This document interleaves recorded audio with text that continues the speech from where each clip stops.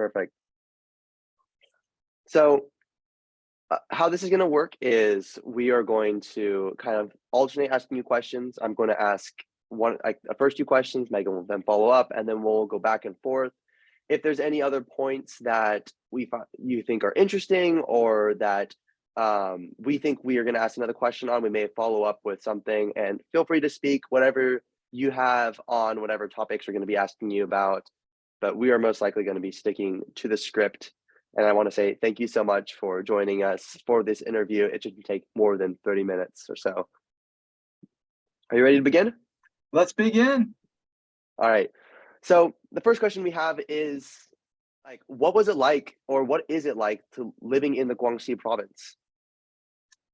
It was a big change for me and my family. We had been in Hunan province in a medium size for China city of about 7 million people, and small city in China. And then we moved whenever I graduated with my master's in cultural studies there. And so it was a total change. We had moved to a rural setting with a village of maybe hundreds of people. And it wasn't as developed as a more urban place. So I'm talking about like farms, livestock, drawing water from a well, that kind of thing. And so there were a lot of different things to learn, and also it was a different people group too, different ethnic group, the Dong people, and so had to begin to learn different language and customs as well. So what was the culture like there? Did you have to like relearn what your understanding of Chinese was to be able to communicate appropriately, or were you able to kind of like Frankenstein your Mandarin together? It was different, because the language isn't even a Chinese language family, linguistically speaking. And so I had to find initially people who spoke some Chinese to be able to communicate. And then some of the customs are very similar to Chinese customs, but Hmm. some were very different too. Some of the religious and the cultural practices had some very differences.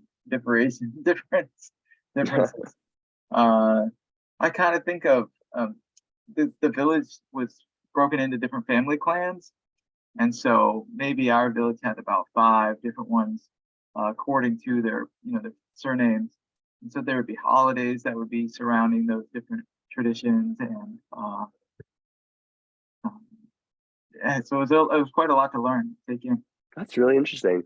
And do you have like any stories that like kind of stand out to you since that time you were in Guangxi? Oh, there's just too many to tell, but really, especially when we first got there, we were kind of considered guests early on, and so Hmm. people would take us and invite us to all of the dinners, and you guys know in China that's very big as Yep. well. And so I did my best to kind of scale it down, but would eat and drink, and would go out of those things just like have to almost walk me home, So every night was like a bit of a party. something like that. Yeah. So how did you originally get into this ethnographic work in China? Mhm. It's a good question. My background was in cross-cultural communications, and then had spent several years in that urban setting in China. Uh, as I was getting into it there, I was always interested in more ethnic studies and rural areas, and had the opportunity to study a master's degree at Hunan University, and the focus being on village culture research. And so I found a very bright uh, professor there named Hu Bingbing, and he took our class on several field trips and ended up in that area being my focus of study. Ah, okay. Well, I'm now going to pass off the next line of questioning to Megan. So could you tell us a little bit you what inspired you to create this book? Yes, I was looking at the time a lot of the different facets of the culture. Obviously, there's kind that you can see, like food and drink and clothing and so forth. Some of the other intangible uh, practices and cultural elements as well, the singing and the language and so on. Um, I don't know. It looks like my video is glitching out. But the one of the things that interested me was the disparity between the. Let's turn this off and start again. We always have technical difficulties with Zoom. That's common. Yeah. I was on a loop. There we go. Yeah, but one of the interesting points was the disparity between. Oh, here I go again. Maybe I can. Whatever. Turn it off for a second. We'll just do the audio. We'll come back on. Some of the disparity between the old and the young, and some of the vast culture changes that have happened between the different areas in China.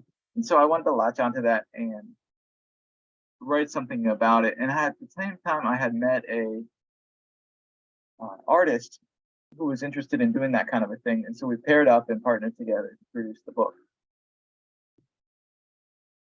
Right.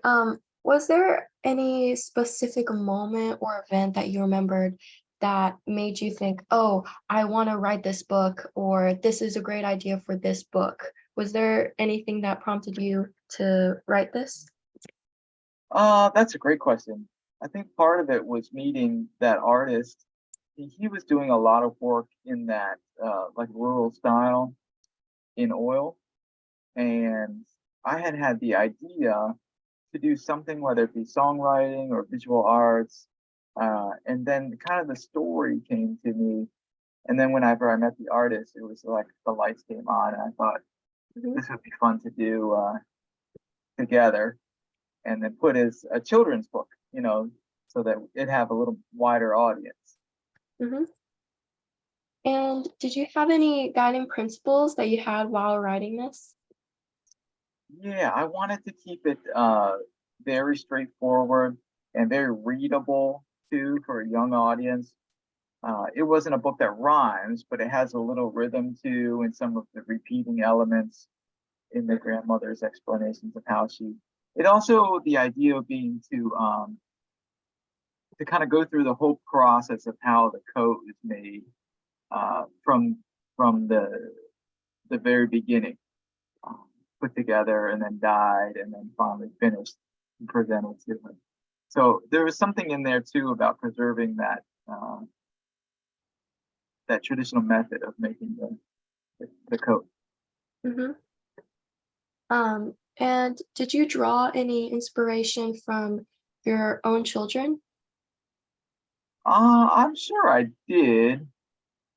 I don't know if directly, but always thinking about, especially at that time, my youngest, I guess, was probably about 3, and my oldest was just in elementary school as well. So we were always reading bedtime stories before lights out.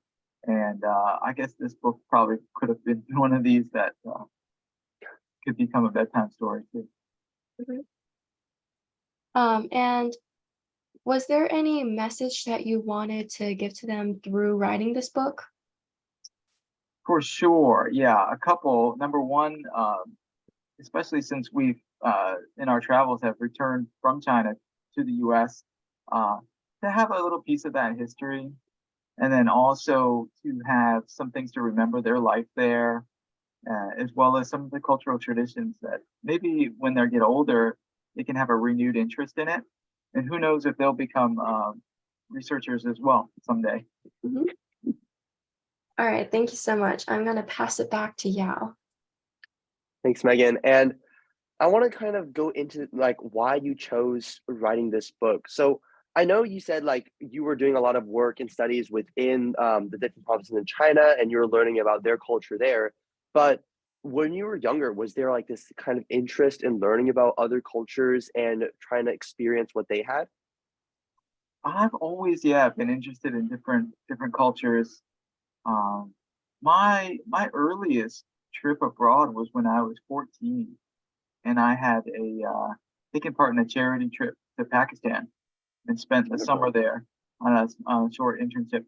And it was some building projects for relief and development for people in poverty. And so really privileged to meet some of the local workers there and get exposed to different cultures and languages, and the it broadened my horizon in a way. Yeah. So I always have been interested in that. And I can definitely see like you gathering all these different diverse perspectives from like a way that other people wouldn't, with like how you wrote Purple Hands here. And like going back to this idea of like a message that you wanted to give throughout this work, what were you trying to accomplish when making this publication and like putting it in a format that children could easily understand in this like cultural lens? Hmm. It's just those things, really. Just like you said, trying to spark the interest in different things, different cultures. Show kids that there's a great big world out there, and there's a lot of interesting elements, you know. So I hope to engender that kind of respect and interest in other cultures and languages, and at the same time, you know, for my own kids, just like we talked about, Mhm. to bring back some memories as well. You know, the Dong tribe there has some focus of research on a very small level. Mhm. But there's so many different kinds of interesting people groups in China. Obviously, the Han gets a lot, being a majority group, and there's so much to learn there that most people don't take the time. Mhm. And on top of that, some of the other ethnic groups, the different traditions, beliefs, and then foods, dresses. It's a never-ending study. Yeah. It's always like learning and learning and like just pulling on these different aspects. Like what made you exactly choose to do like Purple Hands, this concept of like making this jacket and like going through that whole process of making it, dyeing it, and then giving it to the girl? Yeah, I had to start somewhere, so it Mhm. made me think about what kind of a thing could connect different generations and then be passed along as well. And this was one. We were going to do a second book actually, but time kind of Ooh. got short, and the second book was going. We had kind of sketched out the uh, we had to sketch out kind of the what do they call it, like the storyboard for it, Mhm. and it was going to be another element of Dong culture, which is that inter-village visiting tradition, where one Oh, village, okay. like all the people will come to another village and sing and present and perform. And Have the different parties and stuff. right, we just never got to finish it. So maybe one day that'll be part two. Mhm. But in this way, it was we were able to connect the multi-generational, but also the cultural tradition. That's why I focused on it. Nothing too crazy. I think it's really nice that you have such like a simple concept that can really like branch out to all the other different generations to bring in like both the old and the young. And now I'm gonna hand it off to Megan to discuss kind of this publication process that you went through when making your book and potentially your second book in the future. Who knows, right? All right, thank you. So could you talk a bit about the process that you had to go through when publishing your book? And did you encounter any significant difficulties when trying to do so? Hmm. I think that's a great question. When you try to do something like this, it can, just like any kind of creative project. Um, it always starts out very interesting and exciting, but then once you get into the details, it can get a little frustrating. But being a more simple book, I basically wrote it out, and then I sketched it out on the pages on like white paper, what I thought it ought to look like, something like that. I had a friend proofread it for me, and we did a Chinese and an English version, as you know. And then we got that script done, the text done, and then I went to the artist with the storyboard, and then he put some things together. And so going back and forth with that, so a lot of coordination between the two parties. Uh, Once that was complete, we kind of did a mock-up, and then it was going to the publisher, which was I had pursued a larger self-publishing company, and there's a lot of details in that as well, more than you think. You just figure it would be presenting the simple PDF, but there's the formatting issues, the ins and outs, the sales platform, and so forth. But kind of thing, if you just kind of stick with it, it'll eventually be done. Yeah. So if there are other young authors out there who are also trying to get their own books published, do you have any words of wisdom that you want to give them? I hope they'll do it. There's so much creativity in the world, and if you're thinking about writing a book, just put it together. You got to start somewhere, and if the first one isn't a big hit, write a second one. But don't quit. And there's all kinds of, especially with the nowadays, there's ebooks and so forth. It's really not very expensive either to get into it. If you want to publish electronically, and if there's a wider interest, you can go ahead and go to print and invest a little bit. There are different pathways where you could even do like a crowdfunding and investments if you don't have the money yourself. So I would say pursue it and make it happen. Thank you. Now I'm going to hand it back to Yao for the last question. And I just want to say that this advice you've given to other people, like being able to publish online is such a great facet for people to be able to just like make their books more accessible. And the fact that you've like both made an English and a Chinese version for your work is amazing. So I want to go into this kind of importance of and reemphasize the fact that this is so vital to like understanding other cultures in our modern society. So what would you say is your take on this kind of understanding other cultures, especially like these lesser known ones? Hmm. I think a lot of folks nowadays believe that most people see things the same way, and it's really it's not true. At Definitely. a fundamental level, all people are the same as far as our basic needs, right? But the way people look at the world or look at family, look at things that are important, they can be essentially different. And so it's important to listen to others, to try to understand them, try to um, find out more about how other people think. It may be very different from the way you think. In some ways, you may not agree with it. In some ways, you'll have a lot to learn from it that you can take Mhm. and apply to your own life. Uh, but I think the pursuit of understanding other cultures, other people is very worthwhile.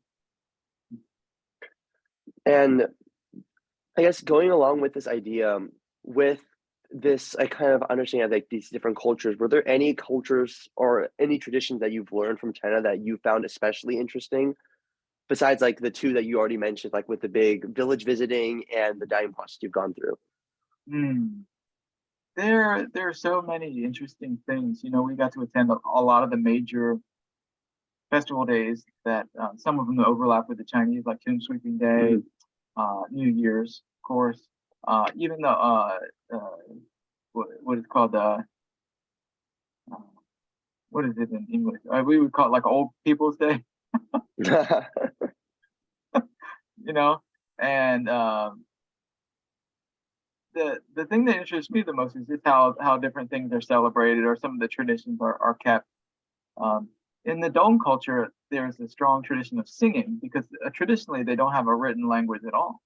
And so Yeah. most of their communications are and their stories and histories are passed down from generation to Oh, generation in song form. I remember being with an older man who, he didn't speak any Chinese and he didn't really read or write either, but his singing was incredible. And he had a he had a cell phone. So people have modernized to a degree, but still, he would never text because he doesn't read and write. And so he would sing into the phone, just like on the voice recording, and then the person would sing back, and I was like, that's just incredible. so fascinating. It's really interesting how people would use modern Hmm. technology to keep kind of these older ways of communicating. I love that you're maintaining that through like this modern technology, even then, which I think that's just so cool. The fact that they're like singing into it and then being able to still communicate in that same way. Yeah. And from, I guess, all these ethnographic studies that you found, was there like one thing that's very much like profound to you, or like a bigger like life lesson you can kind of extrapolate from all of this? I guess like maybe just like everything that's kind of been leading up to this one point. That's hard to answer, but that's a good question. I guess it's to be a lifelong learner, to never feel like or say that you're the expert on anything, Mhm. uh, even if you aren't, considered an expert. It's important, I think, to always be a learner and to respect people and to listen. And I'll continue to do that for the rest of my life, I'm sure. And what would you say is the importance of being able to encompass a wider variety of authors who write about these different, like, lesser known topics, especially with like the book drive that we're running for Asian and Pacific Islander authors? I was very excited to see that, and I appreciate the group for initiating this across the state and especially across the city. When I was looking at the titles during the New Year's Gala, I was just really impressed to see the breadth of it, and then to see the different with the ones that were picture books, to see the art involved and so forth. It made me really interested to look at more and more. I hope to get a chance to go down to the library and get some of these titles too for my own kids, and so whether it be Asia Pacific or China specifically, there's just so many things to pick up, and I think it'll be an area of interest for me, I'm sure, for the rest of my life. I'm so glad to hear that. And with that, that's all the questions that we have for this interview. And I do want to ask, like, if we want to get Purple Hands ourselves, do you have any like self plugs you want to give? Like, where can we buy this book, or where can we like best find this to get? Yeah, great. I have some copies that I could get for you guys direct. Some here. Also, on Amazon.com, BarnesandNobles.com, they should be listed there as well. So I really appreciate your support, and look forward to partnering with you guys in the future. Thank you so much, Mr. Krieg. And Megan, do you have anything else you want to say? There's not much to say. I just want to say thank you so much for participating in this interview with us. Thank you, Megan. Thank you, Yao. What a privilege. So with that, if there's nothing else you have to ask us, we don't have anything else to ask you, you're absolutely free to go. I'm going to end the recording here. And before we finish everything up,